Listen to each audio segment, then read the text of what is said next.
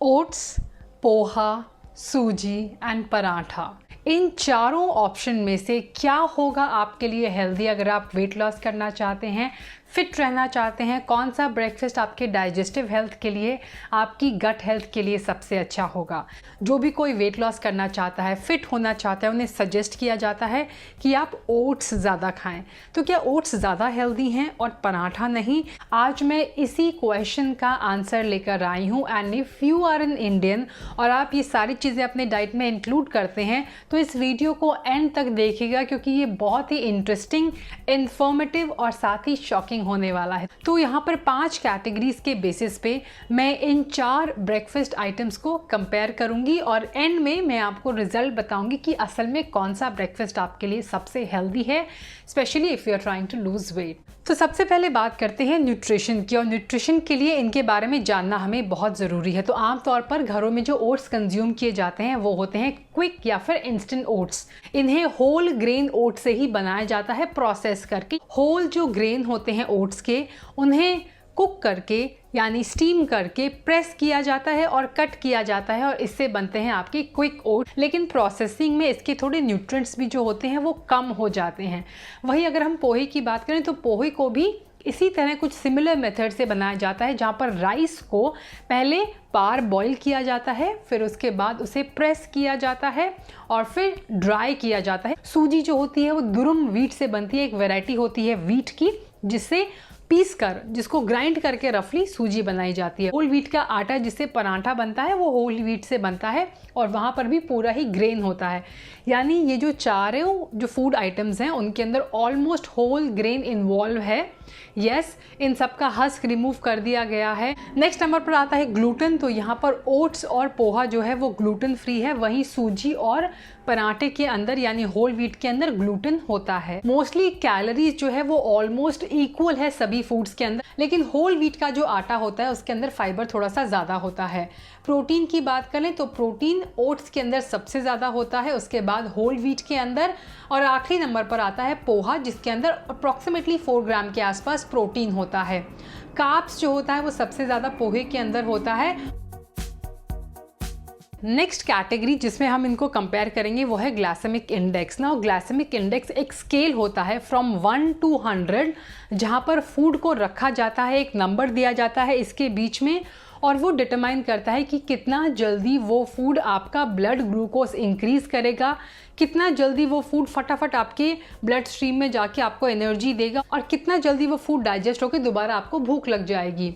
यहाँ पर जिस फूड का ग्लाइसेमिक इंडेक्स लो होता है यानी 50 से नीचे होता है, वो फूड आपके लिए हेल्दी बताए जाते हैं। वो फूड फाइबर में रिच होते हैं, वो ऐसे फूड होते हैं जो डायबिटीज़ अगर आपको है या अगर आप वेट लॉस करना चाहते हैं तो आपको सजेस्ट किया जाता है। वहीं 50 से 70 के बीच में या 55 से 70 के बीच में जो फूड होते हैं उनका ग्लाइसेमिक इंडेक्स मीडियम माना जाता है, वो आपके लिए हेल्दी हैं, आप कंज्यूम कर सकते हो मॉडरेशन में।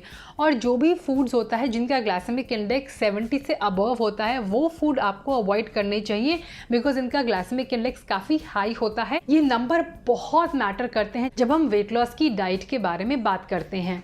क्विक ओट्स बिकॉज वो काफ़ी ज़्यादा प्रोसेस हो गए हैं, उनका ग्लाइसेमिक इंडेक्स हाई के अंदर आता है। वहीं पोहा और सूजी का ग्लाइसेमिक इंडेक्स मीडियम है 60s में, और पराठे का जो होल व्हीट के आटे से बनता है उसका ग्लाइसेमिक इंडेक्स लो होता है, यानी वो आपके लिए हेल्दी है।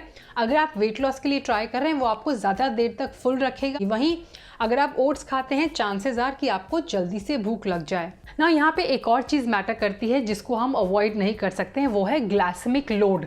ना ग्लाइसेमिक लोड क्या होता है?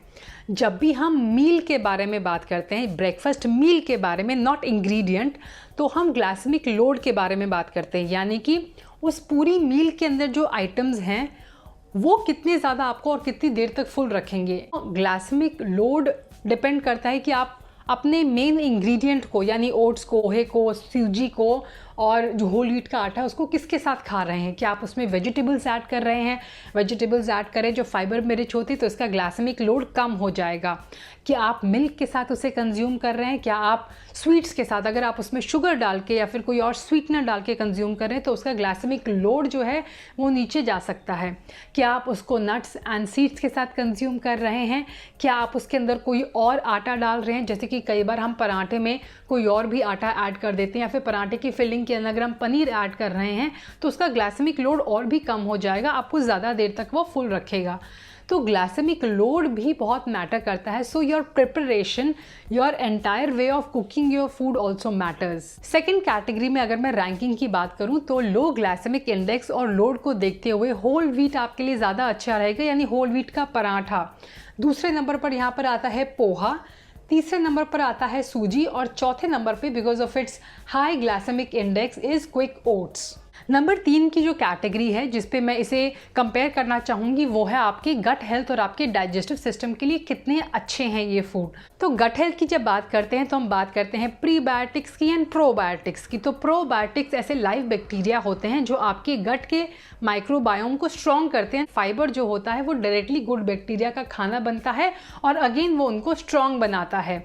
तो ओट्स के अंदर प्रीबायोटिक्स होते हैं, इसके अंदर बीटा ग्लूकन होता है, एक ऐसा फाइबर जो स्पेशली वेट लॉस को सपोर्ट करता है। वो आपके गट के अंदर जाके आपके इंटेस्टाइन के अंदर जाके मूवमेंट को फास्ट करता है और आपको बल्क प्रोवाइड करके उसे हेल्दी रखता है। लेकिन ओट्स के अंदर कोई प्रोबायोटिक्स नहीं होते। लेकिन वही पोहे को जब हम प्रोसेस करते हैं तो उस प्रोसेस में पोहा थोड़ा सा फर्मेंट हो जाता है और पोहे के अंदर लाइव बैक्टीरिया होते हैं, यानी उसके अंदर प्रोबायोटिक्स भी होते हैं, उसके अंदर प्रीबायोटिक्स भी होते हैं। तो दोनों के कॉम्बिनेशन में पोहा आपकी गट हेल्थ के लिए ज़्यादा बेटर है एज़ कम्पेयर टू ओट्स।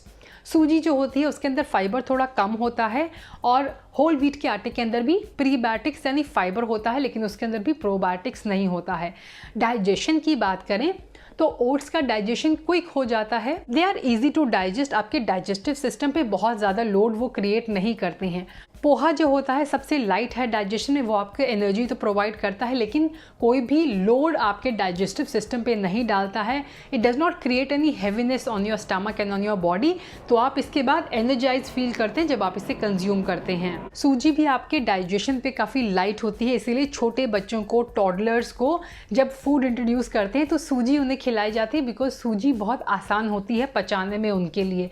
वही होल व्हीट जो होता है बिकॉज इसके अंदर ग्लूटेन भी होता है and it has some other substance जिसकी वजह से आपके डाइजेस्टिव सिस्टम पे थोड़ा सा ये हैवी हो जाता है एंड दैट इज़ वाई अगर आप थोड़ा सा भी एक्स्ट्रा पराठा खा लेते हैं तो यू फील हैवी, आप थोड़ा सा लेथार्जिक फील करते हैं, आपकी एनर्जी लेवल लो हो जाती है बिकॉज आपकी बॉडी की पूरी एनर्जी उस फूड को डाइजेस्ट करने में चली जाती है और आपके बाकी बॉडी पार्ट के लिए, आपके ब्रेन के लिए एनर्जी कम बचती है। तो इस कैटेगरी में यानी डाइजेशन और गट हेल्थ की बात करें तो यहाँ पर आपके लिए जो सबसे अच्छा फूड है वो है पोहा। नेक्स्ट नंबर पर आता है सूजी, अगेन वो आपके डाइजेस्टिव सिस्टम के लिए अच्छी है। थर्ड पे आता है ओट्स एंड फोर्थ पर आता है होल व्हीट का पराठा। अगली जो कैटेगरी है वो है कन्वीनियंस की, यानी कितनी आसानी से आप अपने day to day meal plan में इन चीज़ों को इंक्लूड कर सकते हैं। Now if you are a busy person तो क्विक ओट्स को आपकी डाइट के अंदर इंक्लूड करना आपके लिए सबसे आसान होगा। आप इन्हें बिना कुकिंग के भी अगर सिर्फ सोक करते हैं तो आप इनको ओवरनाइट ओट्स की तरह कंज्यूम कर सकते हैं। आप इन्हें सोक करके अपनी स्मूदीज़ के अंदर, बोल्स के अंदर ऐड कर सकते हैं। इन्हें इन जनरल भी कुक करने में ज़्यादा टाइम नहीं लगता है and there are variety of ways जिनसे आप इन्हें कंज्यूम कर सकते हैं, स्वीट भी सेवरी भी। नेक्स्ट आता है पोहा। पोहे को तो बिल्कुल ज़्यादा कुकिंग की ज़रूरत नहीं है। पोहे के तो आप नॉर्मल रिंस करके भी ऐड कर सकते हैं। आप रिंस करके इन्हें दही के साथ, दूध के साथ और अगर सेवरी चाहें तो बहुत सारी वेजिटेबल्स और पीनट्स के साथ कंज्यूम कर सकते हैं। तो इन्हें भी कुकिंग में ज़्यादा टाइम नहीं लगता है। नेक्स्ट नंबर पर आता है सूजी। सूजी को आप कच्चा नहीं खा सकते, उसे आपको प्रॉपर कुक करना पड़ता है, उसे भूनना पड़ता है और फिर जिस तरह भी आप उसे इंक्लूड करना चाहते हैं आप उसे वैसे चीले भी बना सकते हैं। And same goes for your whole wheat. Whole wheat को भी आप एज इट इज़ कंज्यूम नहीं कर सकते हो। इट रिक्वायर्स कि आप इसे या तो कोई बैटर बनाएं या फिर आप इसका अच्छी तरह डो बनाएं। स्पेशली अगर हम पराठा बना रहे हैं तो आपको डो पहले बनाना पड़ता है, एंड इट इज़ गुड कि आप अपने डो को थोड़ा रेस्ट करने दें ताकि उसका डाइजेशन अच्छा हो और उससे आप आसानी से यूज़ कर सकें अपनी रेसिपीज़ में।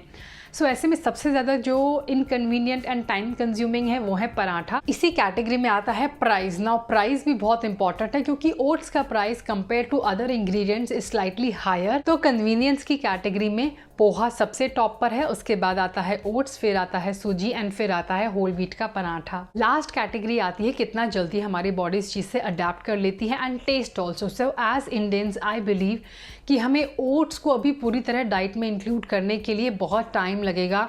हमारे एल्डर्स, कितने यहाँ पर लोग हैं जिनके पेरेंट्स को अभी भी ओट्स खाना इतना पसंद नहीं है, but they are more comfortable with eating poha and anything with suji और maybe paratha. So maybe आने वाली जनरेशन्स के लिए अडेप्टेबिलिटी में ओट्स ज़्यादा रैंक करें। लेकिन अगर मैं आज की बात बताऊं तो आज अभी भी होल व्हीट का पराठा ज़्यादा लोग पसंद करते हैं, उसके बाद आता है पोहा, फिर सूजी एंड ओट्स। तो यहाँ पर सभी चीज़ों को देखते हुए पोहा जो है वो टॉप पर रैंक कर रहा है। बट येस, मेक श्योर कि आप इस डिश को अच्छी तरह से बहुत सारी वेजिटेबल्स के साथ प्रिपेयर करें। आप इसमें प्रोटीन को ऐड कर सकते हैं ऊपर से, because it is slightly low in protein. तो you can add some soaked moong dal और sprouted moong dal to your poha. आप इसके साथ पीनट्स को ऐड कर सकते हैं, आप इसके अंदर नट्स एंड सीड्स को ऐड कर सकते हैं ताकि आपका पोहा और हेल्दी बने। मेक श्योर कि आप इसके अंदर बहुत सारी वेजिटेबल्स को भी ऐड करें। Poha is also rich in iron and many other micronutrients as well. Number 2 पर यहाँ पे पराठा आता है, नंबर 3 पर आता है ओट्स एंड उसके बाद लास्ट में आती है सूजी। मैंने यहाँ पे आपसे रैंकिंग तो डिस्कस कर दी, लेकिन अगेन मैं आपको बोलना चाहूँगी कि अगर आप अपनी गट को इम्प्रूव करना चाहते हैं, वेट लॉस करना चाहते हैं, सबसे इंपॉर्टेंट है कि आप डाइवर्सिटी ऑफ फूड्स यानी अलग अलग तरह के फूड्स अपनी डाइट में इंक्लूड करें क्योंकि इनका न्यूट्रिशनल प्रोफाइल बहुत अलग अलग है। अपनी प्रिपरेशन को आप हेल्दी रखें और हेल्दी तरीके से इन सारी चीज़ों को अपनी डाइट के अंदर ऐड करें। That's all for today. I request कि आप कमेंट सेक्शन में जाके ज़रूर लिखें कि इनको छोड़ के ऐसा कौन सा आइटम है ब्रेकफास्ट का जो आपके घर में स्टेपल है, तो हम किसी नेक्स्ट वीडियो में उसके बारे में भी डिस्कस करेंगे। अगर आपके लिए वीडियो इन्फॉर्मेटिव रहा तो do like this video and share this video with your friends and family. Bye bye.